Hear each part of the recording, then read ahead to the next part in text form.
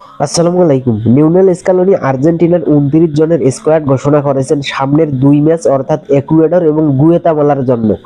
এই ২৯ জন থেকে ৩ জনকে বাদ দিয়ে বাকি ২৬ জন কোপা আমেরিকার স্কোয়াডে থাকবেন, এটা মোটামুটি কনফার্ম। এই স্কোয়াডটা দেখে একজন আর্জেন্টিনার সমর্থক হিসেবে বড় ধরনের একটা ধাক্কা খেয়েছি পাওলো দিবালার নামটা না দেখার পরে।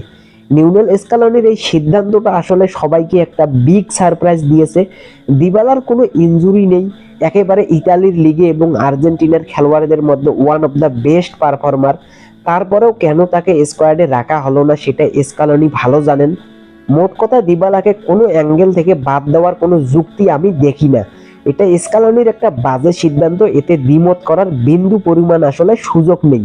এখানেই শেষ নয়, আশ্চর্যজনকভাবে ওয়াল্টার বেনিতেজের পরিবর্তে সারা মৌসুম আয়াক্সের বেঞ্চে কাটানো রুল্লিকে কেন পিক করেছেন স্কালোনি, এটা দেখেও অবাক লেগেছে এবং একেবারে নতুনভাবে বালের দিকেও ডেকেছেন।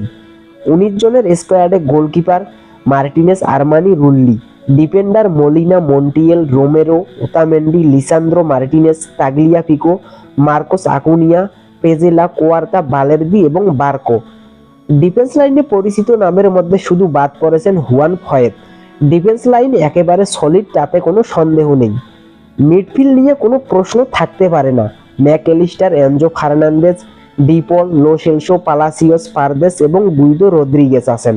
অ্যাটাক লাইনে যদি স্কালোনি অ্যাঞ্জেল কোর্রেয়া অথবা ভ্যালেন্টিন কার্বনির পরিবর্তে পাওলো দিবালাকে রাখতেন তাহলে স্কোয়াড নিয়ে এত বেশি সমালোচনা হতো না। অ্যাটাক লাইনে Gonzalez, Di Maria, Lautaro Martinez, Messi, Alvarez, Correa, Garnacho এবং ভ্যালেন্টিন কার্বনি আছেন। যাই হোক, আর্জেন্টিনার এই স্কোয়াড সম্পর্কে আপনার মতামত কমেন্ট বক্সে দেখার অপেক্ষায় রইলাম।